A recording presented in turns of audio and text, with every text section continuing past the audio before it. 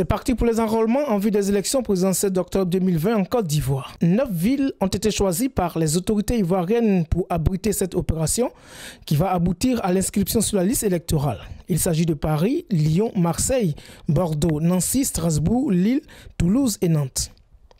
En dehors de la capitale Paris, avec ses 10 centres, chaque ville abrite un centre, soit 18 centres installés dans toute la France. En Ile-de-France, 4 salles accueillent les Ivoiriens. La salle La Briche à Saint-Denis dans le 93, le Moulin Bassé, toujours dans le 93, Sadi Carnot dans le 93 et Villejuif dans le 94. Tout commence à Saint-Denis pour ce premier jour d'enrôlement à la salle La Briche dans le 93. Tout allait si bien quand soudain une situation créée par Gouza Naounou, une cyberactiviste proche du RHDP, provoque des échauffourées dans la salle. C'est quoi le problème? Le seul problème est que la chose est très mal organisée. Bon, un exemple, il y a cette dame-là, elle fait semblant d'être l'association, elle ne fait pas la queue. Mais tu vois, les gens ont commencé à être énervés. Il était là-dessus, il y a un de leurs membres qui est venu là, qui a commencé à prendre le dossier des gens pour commencer à écrire à côté la fille que nous, dans le gars. Bon, aujourd'hui, à samedi, nous aussi, on doit travailler à l'après-midi. Il y a cette dame-là, elle a commencé à énerver. Nous, on est là, ça vaut 1 heure du temps. On était là, ils sont venus nous faire déplacer pour nous mettre là, pour mettre d'autres personnes. Mais s'ils ne veulent pas qu'on en cas se faire enrôler, mais si c'est une affaire de connaissance, qui doit passer avant les autres. Ils n'ont qu'à nous dire on va aller. Je pense que c'est toujours l'enrôlement, mais on a toujours pas des citoyens au fait électeurs, mais des partisans militants qui toujours souhaiteraient faire un peu de cafouillage pour chercher du buzz ici et là. Mais là n'est pas le problème. Parce que quand nous, en tant que blogueurs, on est là depuis tôt le matin pour l'ouverture de l'enrôlement et qu'on accompagne les officiels, je pense qu'il y a 4 sites à parcourir dans tout Paris. Et nous, on habite le 78. On n'est pas à Seine-Saint-Denis, donc tout est centralisé en Seine-Saint-Denis. On accompagne les officiels pour relayer l'information et dire aux autres frères qui sont chez eux des sorties. Donc après les officiels, on se fait enrôler parce qu'on doit répartir sur Moulin Bassé, sur Aubervilliers et sur Vitry. Et ça, c'est beaucoup de choses à la fois. Tout est bien qui finit bien. Anselme Angui, le premier conseiller de l'ambassade représentant le nouvel ambassadeur de la Côte d'Ivoire en France, Maurice Bandama, calme les esprits, s'enrôle avant d'appeler les Ivoiriens à le faire de même. J'ai pu constater que tout se passe bien. Je voudrais donc, au nom de M. l'ambassadeur Bandama Maurice, adresser mes félicitations au président de la CRD France et avec lui toute sa commission, tous les membres, aussi nos encouragements à poursuivre dans cet élan-là et aussi inviter nos compatriotes à venir se faire enrôler. L'opération a bien démarré, moi-même je me suis fait enrôler, vous avez vu. Alors elle est effective, il y a plusieurs sites et les informations sont sur le site d'ambassade. Vous pouvez donc visiter ces sites-là jusqu'au 24 pour vous faire enrôler. Alors venez nombreux et c'est par ce geste citoyen-là que nous pourrons prendre part aux élections en Côte d'Ivoire. Sans l'enrôlement sur une liste, vous ne pouvez pas prendre part. Je vous invite donc à venir nombreux, vous faire enrôler sur les différents sites. Cap sur la salle Moulin Bassé, toujours dans le 93 à Saint-Denis. Ici, la situation est vraiment calme. Un rang clairsemé où chacun attend patiemment son tour pour accéder à la salle et passer à son enrôlement. Le premier responsable de ce centre explique. Je suis Bamba Adama, donc chef de centre Moulin Bassé à Saint-Denis. Et depuis ce matin, nous recevons donc les compatriotes qui désirent s'enrôler sur la liste électorale pour les élections 2020. Mais pour le moment, tout se passe bien. Nous avons de l'affluence depuis ce matin et nous avons 3 centres ici au centre Moulin Bassé. Nous avons 3 centres d'enrôlement et tout se passe correctement jusqu'à présent. L'objectif, c'est 150 personnes. Et là, nous sommes dans les alentours de 60 à 70 personnes déjà enrôlées. Après avoir boycotté l'élection de 2015, le Front populaire ivoirien a décidé d'aller aux élections d'octobre 2020. Et le parti du président Laurent Gbagbo a pris toutes les dispositions qui vont avec. Comme ici, un de ses représentants dans la salle, le Moulin Bassé. Je suis Pagnol Daïri Olivier, membre du bureau de la représentation du Front populaire ivoirien. Je suis le responsable à la formation politique et à l'implantation du parti. Ce matin, nous sommes venus ici accompagnés de la camarade Marie-Noël Yvé, voilà, pour nous enquérir de la situation au niveau de l'enrôlement. Je crois que c'est le premier jour de l'enrôlement, donc il fallait que le parti a effectivement envoyé des délégations, des missions. Et donc nous sommes venus ici pour le compte de la représentation. Nous avons constaté ce matin que les Ivoiriens, comme vous pouvez vous-même le voir, ont commencé à se déplacer ici au Moulin Bassé. Voilà, c'est une opportunité pour nous de demander à l'ensemble des militants du Front populaire ivoirien de venir faire l'enrôlement. Voilà, pour ceux qui ne sont pas encore inscrits sur le listing électoral, il faut qu'ils viennent, ils fassent le déplacement pour venir ici. Pour les nouveaux majeurs, il faut faire le déplacement. Et donc, nous demandons à tous nos militants et les sympathisants du Front populaire ivoirien, tous les amis de la gauche et de l'opposition ivoirienne, voilà, vous êtes sans ignorer que le pays traverse une période difficile. Voilà, nous, il est temps aujourd'hui, avec 10 ans plus tard, de faire vraiment le bilan de toute cette lutte pour que notre pays revienne dans le cadre démocratique dans lequel il a été arraché. Pour ce premier jour d'enrôlement, force est de reconnaître que les Ivoiriens ne se sont pas bousculés dans les centres. Baka Dagrou Daniel, je suis venu ce matin depuis 7h30 pour me faire enrôler. Effectivement, j'ai 2 remarques à faire. Premièrement, il n'y a pas de contrôle réel.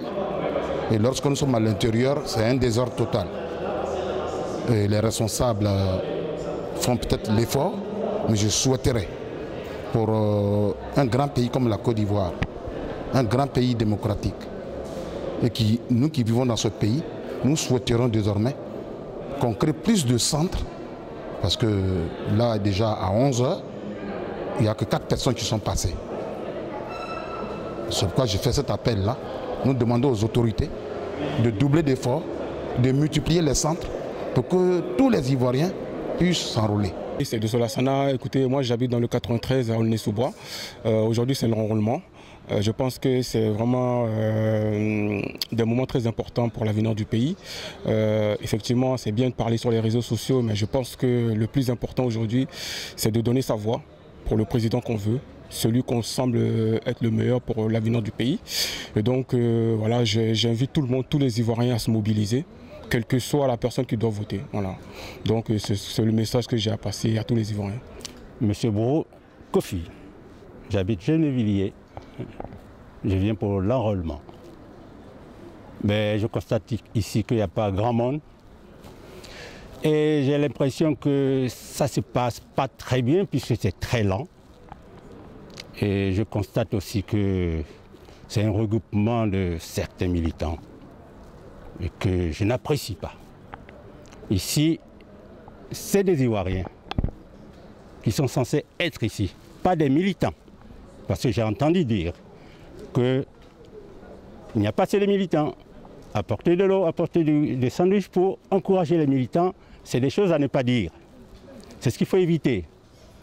La Côte d'Ivoire est un tout. Parce que j'ai l'impression que c'est un centre qui est octroyé à un certain parti. Et c'est ce que je n'apprécie pas. Je suis M. Gouabi, donc je viens du département 92, donc précisément de la ville d'Agnès-sur-Seine.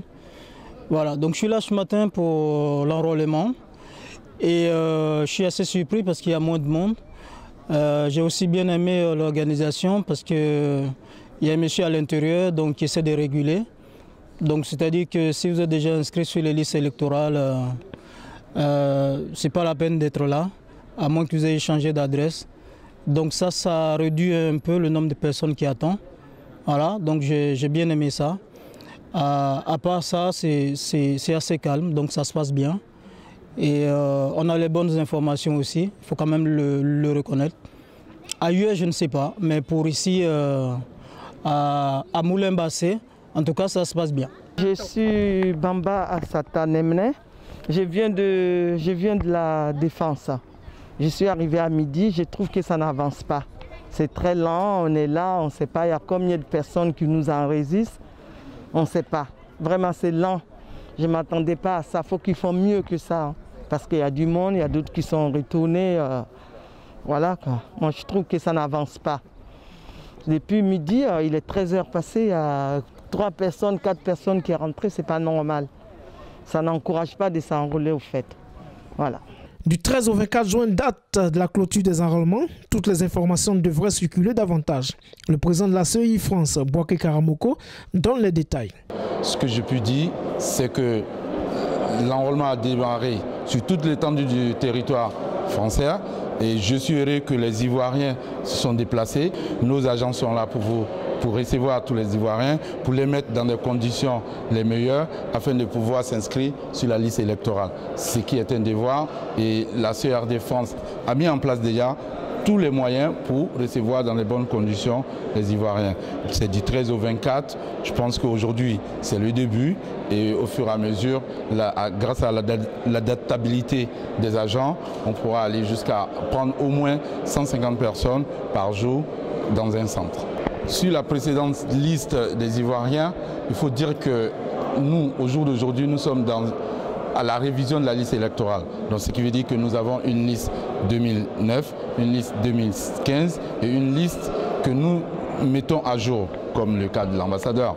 Maintenant, il s'agit à la fin de l'enrôlement, de faire l'état des lieux, ce qui va se faire à partir du 24. À partir du 24, nous saurons exactement le nombre de personnes qui étaient inscrites sur la liste électorale, le nombre de personnes qui se sont fait enrôler en catégorie 1, en catégorie 2, pour pouvoir sortir une liste définitive.